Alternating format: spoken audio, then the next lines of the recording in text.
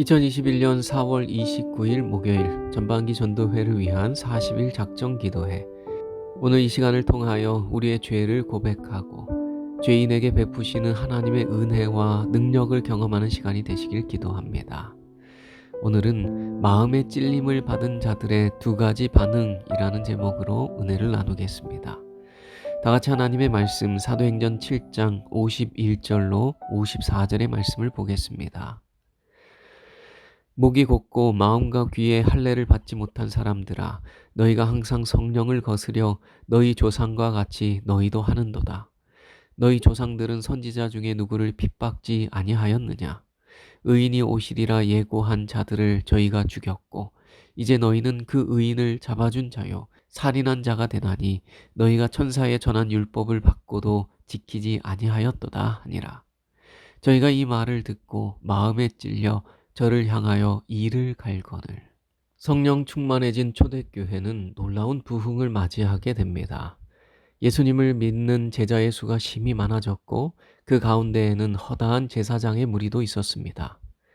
신자들의 수가 이렇게 많아지게 되자 초대교회에는 크고 작은 문제들이 생겨나기 시작합니다. 그러자 사도들은 성령과 지혜가 충만한 7 집사를 택한 뒤 그들에게 교회가 해야 할 구제 사역을 맡깁니다. 그리고 그 택함을 받은 7 집사 가운데에는 스데반 집사가 있었습니다. 스데반 집사는 성령이 충만한 가운데 큰 기사와 표적을 행하며 복음을 전했습니다. 그러나 그런 그를 못마땅하게 생각했던 자들도 있었습니다. 그들은 거짓 증인을 세우고 스데반이 하나님을 모독했다며 그를 사내들인 공회에 넘겼습니다. 그래서 오늘 우리가 읽은 본문의 말씀은 스데반 집사가 사내들인 공회 앞에서 했던 설교의 내용입니다. 스데반은 사내들인 공회 앞에서 마지막 변론의 기회를 얻었습니다. 그는 그 최후의 변론을 할 수 있는 그 기회를 사용해서 예수가 그리스도이심을 소개합니다. 그리고 그 예수 그리스도를 십자가에 달려 죽게 한 사내들인 회원들, 즉 제사장들과 바리새인들과 서기관들을 무섭게 견책하고 책망합니다. 이런 스데반의 설교를 들은 공회의 사람들, 당시 유대 사회의 지도자들의 반응은 이러했습니다.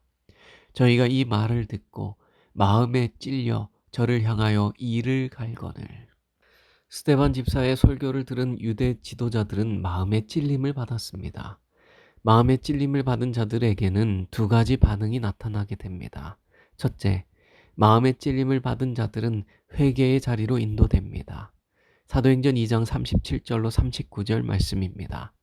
저희가 이 말을 듣고 마음에 찔려 베드로와 다른 사도들에게 물어 가로되, 형제들아 우리가 어찌할꼬 하거늘. 베드로가 가로되, 너희가 회개하여 각각 예수 그리스도의 이름으로 침례를 받고 죄사함을 얻으라. 그리하면 성령을 선물로 받으리니 이 약속은 너희와 너희 자녀와 모든 먼데 사람 곧 주 우리 하나님이 얼마든지 부르시는 자들에게 하신 것이라 하고, 베드로의 설교를 들은 청중들은 마음의 찔림을 받았다고 했습니다. 마음의 찔림을 받은 청중들은 우리가 어찌할 거라고 물었습니다. 자신의 죄를 후회하고 회개의 자리로 나아가게 된 것입니다. 그런데 오늘 우리가 먼저 읽은 본문에는 마음의 찔림을 받은 사람의 두 번째 반응이 나옵니다. 스데반의 설교를 통해 마음의 찔림을 받은 사람들이 이를 갈았다고 기록하고 있습니다.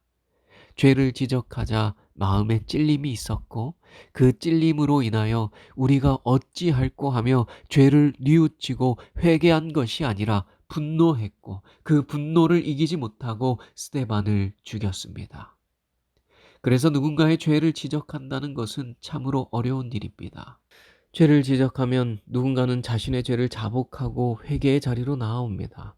그러나 다른 누군가는 죄를 지적한 자에 대한 미움과 분노가 일어나게 되는 것입니다.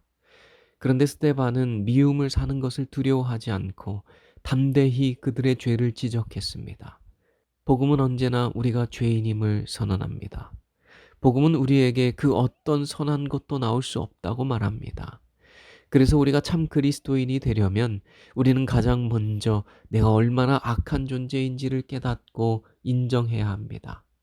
내 속에서 나오는 모든 생각이 악하고 모든 행위가 더럽고 그 동기가 불순하다는 사실을 인정해야 합니다. 내 속에서 저절로 솟아나는 죄와 악함과 이기심이 있는 것입니다.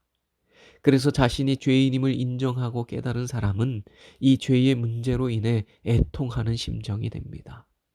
내가 지은 죄가 너무 크고 그 큰 죄의 문제를 해결할 길이 보이지 않는 것입니다.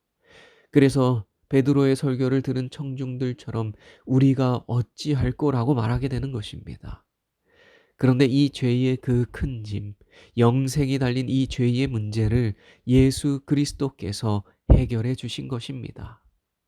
내가 할 수 없는 그 일을 예수 그리스도께서 이루셨고 그분을 통하여 우리는 구원을 얻고 죄의 문제가 해결되었음을 알기에 죄인은 더욱더 그리스도를 필요로 하게 되는 것입니다.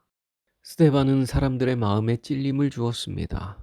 그것이 자신의 목숨을 위협하는 것임을 알면서도 그들의 죄를 담대하게 지적했습니다. 스데반이 왜 그렇게 했을까요? 그들에게도 예수 그리스도가 필요했기 때문입니다. 그들의 죄는 너무나도 컸습니다. 살아계신 하나님을 십자가에 못 박아 죽였습니다. 그러나 스데반은 하나님께서는 그러한 죄인들도 용서하시길 원하시고 구원을 베풀기를 원하신다는 사실을 알았습니다. 그 어떤 극악무도한 죄를 지었다 할지라도 주님은 당신께 돌이켜 회개하는 자를 용서하시는 분이라는 사실을 그가 알았기 때문에 그들을 사랑으로 책망했고 그들로 하여금 마음의 찔림을 받게 한 것입니다. 그들이 마음의 찔림을 받아 죄인임을 깨달아야 그리스도가 필요함을 고백하게 되는 것입니다. 그래서 스데반은 그들의 마음에 찔림을 주었습니다. 스데반 집사가 만일 그들을 구원하고자 하는 마음이 없었다면 그들의 마음에 찔림을 주지 않았을 것이고 그렇게 돌에 맞아 죽지 않아도 되었을 것입니다. 그러나 스데반은 그들도 구원받아야 할 불쌍한 존재들이라고 생각했던 것입니다. 성도 여러분, 스데반 집사님이 오늘날 우리 교회에 온다면 그가 우리에게 어떤 설교를 할까요? 그가 우리의 죄를 지적하고 우리의 심령에 찔림을 주지 않을까요? 그는 우리가 얼마나 죄인인지를 깨닫게 하도록 노력했을 것입니다. 그래서 결국 우리가 회개하도록 날마다 우리의 심령에 예수 그리스도가 필요함을 깨닫게 해서 날마다 성령으로 거듭나는 성령 충만한 삶을 살 수 있도록 노력했을 것입니다. 죄를 깨닫게 하는 이 사역은 성령 하나님께서 하시는 사역입니다.